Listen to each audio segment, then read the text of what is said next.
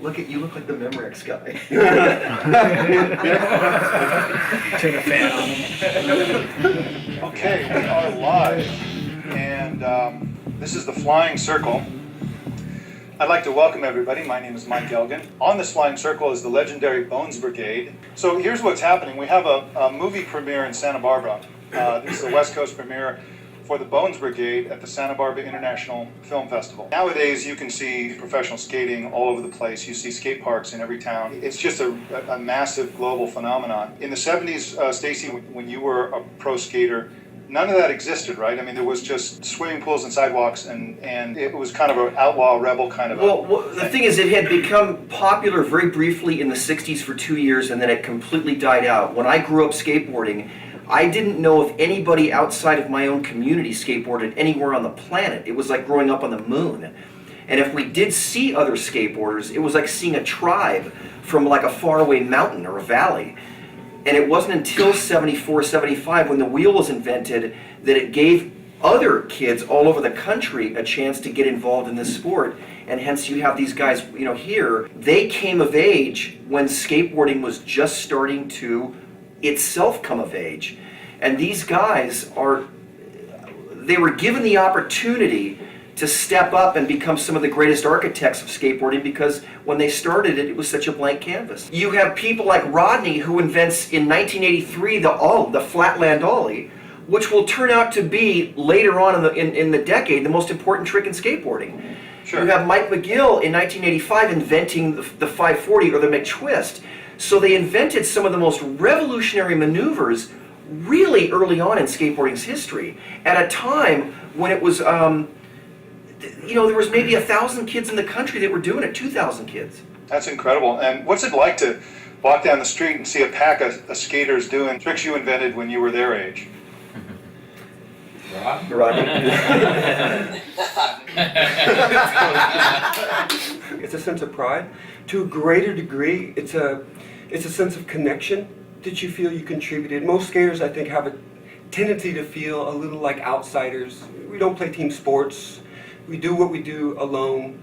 A lot of that is flatly illegal, in terms of street skating at least. So you tend to want to run away from people and hit spots at night, etc.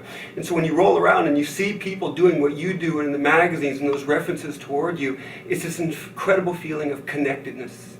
Rodney, I'm curious, you know, obviously you guys are all incredible athletes.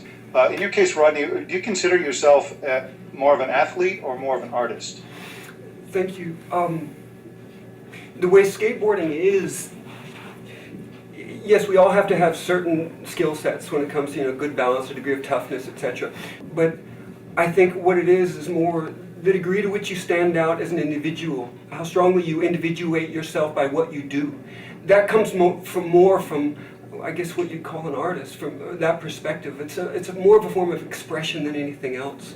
And the athletic part is more or less just a hurdle, I think. Thank you, Rodney. Skaters remind me a little bit of hackers and technologists, in the sense that really what software hackers do is they painstakingly figure out very, very difficult problems, and they do it for the intrinsic joy of it. It's kind of like a code that other skaters will emulate, build upon. It's a lot like software. There's also a similar kind of anti-authority strain. Is that a reasonable view, or is that just my own bias because I'm into technology? Not at all. That is such a good analogy. If anything, I love Linux. And the open source community it's so much like the open source community. And it's funny, if skaters, or when they nerd out at that level, I just think of Linux community, extremely similar to the skateboard community for just what you say, and the elegance with which they do and the pride they take in that, and the way it shares and becomes open to all of us, where we build and share from one another's work. It's exactly the same. Skateboarding is illegal in most places that we do it. It's illegal in the street, and so you're constantly taught to look over your shoulder, to know when to be somewhere and when not to be somewhere, to recognize who might want you out of there. And so you learn to be very crafty, and you learn to operate, I don't want to say in an illegal manner, but you do operate in an illegal manner. And so you learn certain street smarts while you're practicing your craft. Yeah, it's just survival, you know. You nurture these instincts based on, you know, what's going on around you, your environment, and what you're trying to do at that moment in time. You know, you have, okay, we have 30 seconds. It takes the security guard 45 seconds to walk around here. You got 30 seconds to pull the trick and 15 seconons to run. You know, it really gets down to that. The way skaters approach life is altered by the way they perceive, you know, the objects around them. You know, like I will never look at a rail or stairs or ledge or anything the same way ever again until I'm 6 feet deep. And so therefore, the way you approach life and the way you perceive it is going to be different no matter what. And that's one of the things that I believe leads to creativity, you know, whether it be the visual, the audible, or the written. And because it really creates this way of seeing completely differently.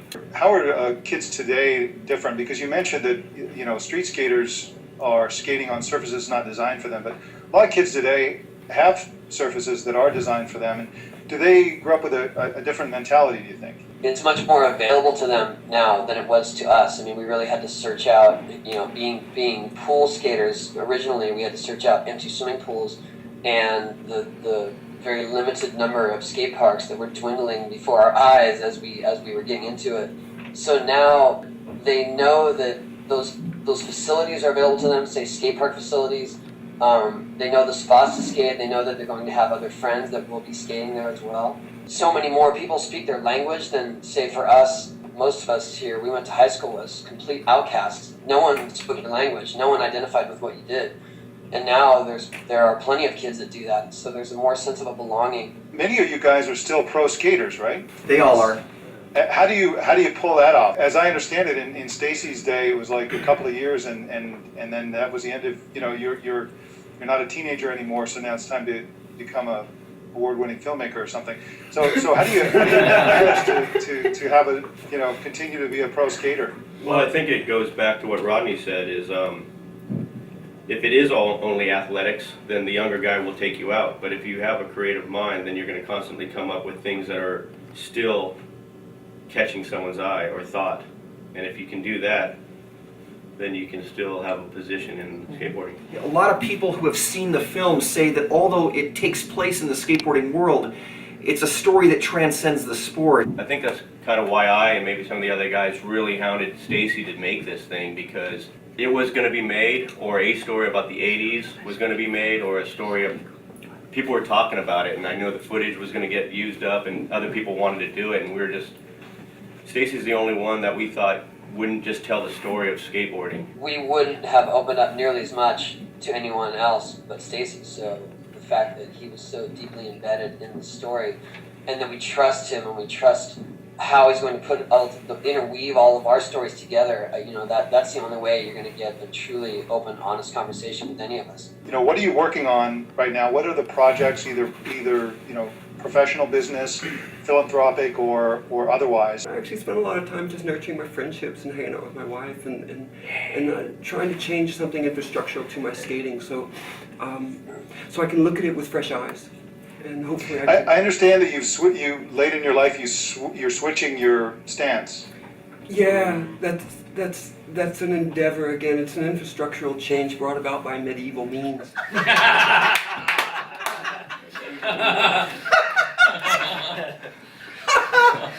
There's more. Well, it sounds painful. And Stacy, we know what you're working on. You're working on this movie. What are you going to be working on after this thing is released into the wild? I've got a lot of work ahead of me in the next 6 months in releasing this film. A lot of press to do, a lot of work to do. So I've got to kind of keep myself open to that. All on your own, all on your own. Yeah, all on my own. These guys are gonna bail once this interview's done. They're gone. So that's Hey, it. what are you doing in Australia? Yeah. I'm actually on tour at a concert tour called Big Day Out, and I guess I'm one of the headlining acts, but we have a ramp like right next to the main stage. We really missed you at Sundance, man. Yeah. We had a great time. Boom. I kept getting torturous texts and updates from Sean Mortimer, who was there with you guys.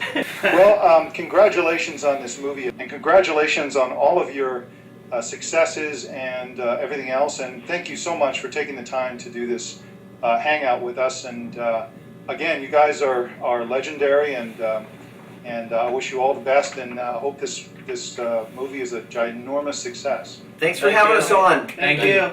Yeah, thanks, Mike, for teaching me how to do a hangout.